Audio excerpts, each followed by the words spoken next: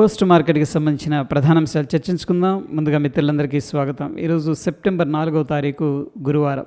మొత్తం మీద ఈరోజు సెన్సెక్స్ అయితే ఎక్స్పైరీ అయింది. ఫస్ట్ టైం మంగళవారం నుంచి గురువారానికి షిఫ్ట్ అయ్యి ఎనీహౌ స్లైట్ గ్రీన్లో అయితే క్లోజ్ అవ్వడం జరిగింది. ఇక సెక్టోరల్ పర్ఫార్మెన్స్ ఎలా ఉందనేది పరిశీలన చేస్తే ఆటోమొబైల్ కానీ, consumption, Nifty financial services, consumer goods ఇక్కడ దాకా అయితే బుల్లిష్గానే ఉన్నాయి. But PSU bank, energy, oil and gas, IT sector, construction, media, entertainment, metal ఇవన్నీ కూడా ఈరోజు బ్లీడ్ అయ్యాయి. మొత్తం మీద 40% మాత్రమే ఇండియన్ సెక్టర్స్ అనేది గ్రీన్లో క్లోజ్ అయ్యాయి. మిగతావన్నీ కూడా నెగిటివ్లో అయితే క్లోజ్ అయ్యాయి. నిఫ్టీ 500 అడ్వాన్స్డ్ డిక్లైన్ చార్ట్ అనేది పరిశీలన చేసినట్టే మార్నింగ్ 10:25, 10:30 దాకా బుల్లిష్గానే ఉంది. బట్ గ్యాప్ అప్ అయిన దగ్గర నుంచి కూడా సెల్లింగ్ అనేది స్టార్ట్ అయ్యి స్ట్రాంగ్ ప్రాఫిట్ బుకింగ్ అనేది జరిగింది. ఇక ఎండ్ ఆఫ్ ద డే మనం పరిశీలన చేసినట్టయితే బుల్లిష్గా 143 కంపెనీలు అనేది క్లోజ్ అవ్వగా, బైరిష్గా 354 కంపెనీలు అనేది క్లోజ్ అయ్యాయి. సో మొత్తం మీద end of the day sentiment ఎలా ఉందంటే కొద్దిగా బైరిష్గా ఉందని చెప్పేసి ఈ యొక్క అడ్వాన్స్ డిక్లైన్ రేషియో చార్ట్ అనేది చెప్తూ ఉంది. ఫ్రెండ్స్, ఈరోజు గోల్డ్మెన్ సాక్స్ వాళ్ళు ఒక ముఖ్యమైన వార్త గోల్డ్ గురించి చేయడం అనేది జరిగింది. వాళ్ళు ఏం చెప్పారంటే యుఎస్ ఫెడరల్ రిజర్వ్ అనేది నమ్మకాన్ని కోల్పోయింది అనుకోండి, బంగారం ధరలు ఏకంగా $5,000 రీచ్ అవ్వడానికి అవకాశం ఉందని చెప్పేసి చెప్తూ ఉన్నారు. ఇంతకుముందు వాళ్ళు $4,000 దాకా వెళుతుందని చెప్పేసి అంచనా వేశారు. కానీ ఇప్పుడు అమెరికా అప్పులు పెరిగిపోవడం, ట్రేడ్ వార్ టెన్షన్లు, మళ్ళీ ఫెడరల్ రిజర్వ్ మీద నమ్మకం అనేది తగ్గిపోవడం వంటివి గోల్డ్కు బలమైన సపోర్ట్ అనేది ఇస్తున్నాయని చెప్పేసి చెప్తున్నారు. ప్రపంచం వ్యాప్తంగా సెంట్రల్ బ్యాంకులు కూడా బంగారం కొనుగోలు అనేది పెంచుతున్నాయి. At the same time Ukraine యుద్ధం, అమెరికా చైనా ట్రేడ్ సమస్యలు కూడా బంగారాన్ని సేఫ్ హెవెన్ అంటే సేఫ్ ఇన్వెస్ట్మెంట్గా మార్చుతున్నాయన్నమాట. సో అందువల్ల మనం పెట్టుబడులు చేసేటప్పుడు ఇటువంటి వార్తలు అనేది గమనించాల్సిన అవసరం అయితే ఉంది. ఎందుకంటే ఫ్రెండ్స్, గోల్డ్ ధరలు ప్రపంచ ఆర్థిక పరిస్థితుల మీద నేరుగా ప్రభావం చూపే అవకాశాలు ఉన్నాయి. జిఎస్టీ కౌన్సిల్ 56వ సమావేశంలో ఒక పెద్ద రీఫార్మ్ అనేది ప్రకటించింది. ఫ్రెండ్స్, సెప్టెంబర్ 22, 2025 నుంచి హెల్త్ ఇన్సూరెన్స్ మరియు లైఫ్ ఇన్సూరెన్స్ ప్రీమియంల మీద ఇక జిఎస్టీ అనేది లేదనమాట. ప్రీవియస్గా 18% అనేది ఉంది, ప్రస్తుతానికి 0% జిఎస్టీ, అంటే జిఎస్టీ అనేది లేదు. సో ఇప్పుడు ఏంటంటే ఇన్సూరెన్స్ ఖర్చు అనేది చాలా తగ్గిపోతుంది. దీంతో ముఖ్యంగా చిన్న ప్రీమియం పాలసీలు అంటే స్మాల్ టికెట్ ఇన్సూరెన్స్ ప్లాన్లు అంటుంటాం కదా, అవి మరింత అందుబాటులోకి వచ్చే అవకాశం ఉంది. కొత్త కస్టమర్లు, ఫస్ట్ టైం బయర్లు ఇన్సూరెన్స్ తీసుకునేందుకు మరింత ప్రోత్సాహం అయితే పొందుతారు. ఇక ఇన్సూరెన్స్ కంపెనీలు కూడా ఇప్పుడు కొత్త స్ట్రాటజీలు అనేది సిద్ధం చేస్తున్నాయి. ఎందుకంటే డిమాండ్ అనేది భారీగా పెరిగిపోతుంది కాబట్టి భవిష్యత్తులో ట్రావెల్, యాక్సిడెంట్స్ ఇన్సూరెన్స్ మీద కూడా ఇలాంటి జిఎస్టీ సడలింపు వచ్చే అవకాశం అయితే కనిపిస్తూ ఉంది. ఈ నిర్ణయం వెనక పెద్ద లక్ష్యం ఏంటంటే friends, insurance for all by 2047 అనేది గవర్నమెంట్ యొక్క లక్ష్యం అనమాట. అంటే ప్రతి కుటుంబం వద్ద కూడా ఇన్సూరెన్స్ కంపల్సరీగా ఉండాలనేది ప్రభుత్వ దృష్టి. అందువల్ల మీరు హెల్త్ లేదా లైఫ్ ఇన్సూరెన్స్ కొనాలనుకుంటే ఇది మాత్రం సరైన సమయం అని చెప్పేసి చెప్పొచ్చు. జిఎస్టీ కౌన్సిల్ తాజా సమావేశంలో ఒక నిర్ణయం అనేది తీసుకుంది. ఇకపై ప్రీ ప్యాకేజ్డ్ ఫుడ్ ఏదైతే ఉందో, లైక్ నమ్కీన్, భుజియా, మిక్చర్, చబేనా వంటి వస్తువులపై ఏంటంటే జిఎస్టీ రేట్ అనేది 12% నుంచి 5% అనే దానికి తగ్గించారు. దీనివల్ల ఈ స్నాక్స్ ఐటమ్స్ మరింత చౌకయ్యే అవకాశం ఉంది, డిమాండ్ కూడా పెరుగుతుంది. అయితే ఫ్రెండ్స్, ఈ నిర్ణయం వెంటనే మార్కెట్లో ప్రభావం చూపింది. ఈరోజు ప్రతాప్ స్నాక్స్ షేర్స్ 3% పెరిగాయి.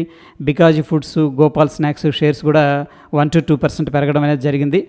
కానీ మరోవైపు మనం చూసుకున్నట్లయితే క్యాసినోపై అంటే ఈ గేమింగ్ సంబంధించిన వాటిపై జిఎస్టీ పెంచడంతో డెల్టా కార్ప్ షేర్స్ వచ్చేసరికి 7% దాకా పడిపోవడం అనేది జరిగింది. ఇక ఎఫ్ఎంసీజీ సంబంధించిన వాటి మీద ఎక్స్పర్ట్స్ ఏం చెప్తున్నారంటే జిఎస్టీ రీఫార్మ్ వల్ల ఎఫ్ఎంసీజీ రంగంలో వినియోగం అనేది పెరుగుతుందని చెప్పేసి అంచనాలు అయితే ఉన్నాయి. నెక్స్ట్ 12 to 15 monthsలో ముఖ్యంగా తక్కువగా జిఎస్టీ ఉండటం, మంచి మాన్సూన్ అనేది రావడం, ఇన్కమ్ ట్యాక్స్ తగ్గింపు మరియు రాబోయే రోజుల్లో ఏంటంటే పే కమిషన్, ఇవన్నీ కలిపి కూడా ఎఫ్ఎంసీజీ సెక్టార్కి పాజిటివ్ వాతావరణం అనేది కల్పిస్తున్నాయని చెప్పేసి వాళ్ళు పాజిటివ్ కవరేజ్ అయితే ఇవ్వడం జరిగింది. సింపుల్గా చెప్పాలంటే జిఎస్టీ 2.0 ఇది స్నాక్స్కి గుడ్ న్యూస్ అని చెప్పేసి చెప్పొచ్చు, క్యాసినోలకి బ్యాడ్ న్యూస్. జిఎస్టీ కౌన్సిల్ సిగరెట్లు, పాన్ మసాలా, గుట్కా, బీడీ వంటి టొబాకో ప్రోడక్ట్స్ మీద జిఎస్టీ రేట్ అనేది 28% నుంచి 40%కి ఇంక్రీజ్ చేసింది. అయితే ఇది చాలా ట్యాక్స్ అనేది హైక్గా కనిపిస్తున్న మార్కెట్లో మాత్రం షాకింగ్ రియాక్షన్ అనేది రావడం జరిగింది. ITC, VST industries, Godfrey Philips షేర్లు 1 నుంచి 4% దాకా పెరగడం అనేది జరిగాయి. ముఖ్య కారణం ఏంటంటే ఇప్పటి వరకు టొబాకోపై మొత్తంగా ట్యాక్స్ ఇన్సిడెన్స్ 50 నుంచి 55% పడేదన్నమాట. అంటే 28% ఏమో జిఎస్టీ ప్లస్ మిగతాది సెస్ రూపంలో కలెక్ట్ చేసేవాళ్ళు. ఇప్పుడు కొత్త స్ట్రక్చర్ అనేది రావడంతో సెస్ అనేది తీసేయడం జరిగింది కాబట్టి సో టోటల్గా ఇంతకుముందు 50-55% ఉండేది, ఇప్పుడు 40% అనే దానికి తగ్గినట్టే. కాబట్టి దాన్ని మార్కెట్ పాజిటివ్గా అయితే డైజెస్ట్ చేసుకున్నాయి. ఇంకా అదనంగా ఎన్సీసీడీ అనేది కూడా తగ్గే అవకాశం ఉంది ఒకవేళ అది పెంచలేదనుకోండి, అంటే నేషనల్ కెలామిటీ కాంటింజెంట్ డ్యూటీ అనమాట.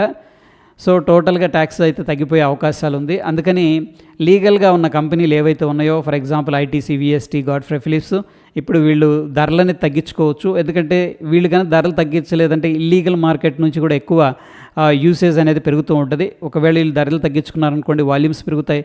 ఇల్లీగల్ మార్కెట్ నుంచి షేర్ అనేది గెలుచుకోవడానికి పాసిబిలిటీస్ అయితే కనిపిస్తూ ఉన్నాయి. చాలామంది బ్రోకరేజ్ సంస్థలు ఏం చెప్తున్నాయంటే టొబాకో ఇండస్ట్రీకి ఈ న్యూస్ అనేది న్యూట్రల్ అవ్వచ్చు లేదా పాజిటివ్ అయ్యే అవకాశం ఉంది, కానీ నెగిటివ్ అయితే అవకాశం లేదని చెప్పేసి చెప్తూ ఉంది. సింపుల్గా చెప్పాలంటే జీఎస్టీ పెరిగింది, కానీ టొబాకో రిలేటెడ్గా ఉన్న షేర్స్కి అయితే ఇది లాభం అని చెప్పేసి చెప్పొచ్చు. ఈరోజు యాప్టస్ వాల్యూ హౌసింగ్ షేర్స్ వచ్చేసరికి 4% దాకా పెరగడం అనేది జరిగింది. చాలా బ్లాక్ డీల్స్ అయితే దేంట్లో జరిగాయి, పెద్ద పెద్ద వాళ్ళ చేతులు అయితే మారాయన్నమాట. ఎనీహౌ ప్రస్తుతానికి బ్లాక్ డీల్స్ వల్ల ఏదన్నా కానీ హై వాల్యూమ్స్ వల్ల స్టాక్ అయితే పాజిటివ్గా రియాక్ట్ అయింది. చాలామంది ఎకనామిస్టులు అండ్ అనలిస్టులు ఏంటంటే జిఎస్టీ రీఫామ్ని కొనియాడారనమాట. సో కరెక్ట్ టైంలో జిఎస్టీ యొక్క రీఫార్మ్స్ తీసుకురావడం అనేది మంచి సూచిక అని చెప్పేసి చెప్పడం జరిగింది. యుఎస్ ఇండియా నుంచి కొన్ని ఎక్స్పోర్ట్స్ మీద 50% టారిఫ్ అయితే విధించడం జరిగింది. డెఫినెట్గా దీనివల్ల కొన్ని సెక్టార్స్, ఇండస్ట్రీస్ అనేది వాళ్ళ యొక్క లాభాలు తగ్గి నష్టాల్లోకి వెళ్ళడానికి కూడా ఆస్కారం ఉంది. సో ఈ యొక్క జిఎస్టీ రేట్ కట్ వల్ల ఆ నష్టాలు కొంతవరకు తగ్గే అవకాశం కనిపిస్తూ ఉంది. సో మొత్తం మీద ఈ యొక్క రేట్ కట్ ఏదైతే ఉందో దీనివల్ల 0.6% జీడిపి అనేది బూస్ట్ అవ్వడానికి ఆస్కారం ఉందని చెప్పేసి నిపుణులు ఎక్స్పెక్టేషన్స్, అంచనాలు అయితే వేస్తూ ఉన్నారు. గత నెల రోజుల్లోపే మనకి 77% రిటర్న్ అనేది ఓలా ఎలక్ట్రిక్ షేర్స్ అనేది ఇవ్వడం జరిగింది. సో ఈరోజు అయితే స్టాక్ అనేది 8% దాకా పడిపోవడం జరిగింది. దీనికి గల కారణం ఏంటంటే సిగ్నిఫికెంట్గా రైజ్ అయింది, డెఫినెట్గా మంచి ప్రాఫిట్స్ వచ్చి ఉంటాయి. సో ఈరోజు ఏం చేశారంటే ఆ ప్రాఫిట్ బుకింగ్ అనేది చేశారు. ఎప్పుడైతే అందరూ ఒకటేసారి ప్రాఫిట్ బుకింగ్ అనేది రావడం జరుగుతుందో అప్పుడు సెల్లింగ్ ప్రెషర్ అనేది వచ్చే అవకాశం ఉంది. ఎనీహా ప్రస్తుతానికి ఓలా ఎలక్ట్రిక్ షేర్స్ అయితే అండర్ ప్రెషర్లో ఉన్నాయి, బికాజ్ ఏంటంటే ప్రాఫిట్ బుకింగ్ అనేది జరగడం వల్ల. ఇక బాండ్ ఈల్డ్స్ అంటే బాండ్స్ నుంచి వచ్చే రిటర్న్స్ కొంచెం తగ్గే అవకాశాలు అయితే కనిపిస్తూ ఉన్నాయి. ఎందుకంటే జిఎస్టీ రెవెన్యూస్ అనేది తగ్గడానికి ఛాన్స్ ఉంది. ఎందుకంటే ప్రస్తుతానికి హయ్యర్ జిఎస్టీ నుంచి లోవర్ జిఎస్టీ స్లాబ్స్కి రావడం జరుగుతుంది. కాబట్టి సోలార్ ఇండస్ట్రీ షేర్స్ ఈరోజు నెగిటివ్గా ట్రేడ్ అయ్యాయి. ఎండ్ ఆఫ్ ద డే మనం చూసుకున్నట్లయితే 1.5% నెగిటివ్గా అయితే క్లోజ్ అయింది. దీనికి గల కారణం ఏంటంటే నాగ్పూర్లో ప్లాంట్లో ఈ యొక్క బ్లాస్ట్ అనేది జరిగి 8 మంది గాయాల పాలయ్యారు, ఒకళ్ళేమో మరణించడం అనేది జరిగింది. సో ఎనీహౌ ఈ యొక్క ఇండస్ట్రియల్ బ్లాస్ట్ వల్ల ఈ స్టాక్ అనేది అండర్ ప్రెషర్లోకి వెళ్ళిపోయింది.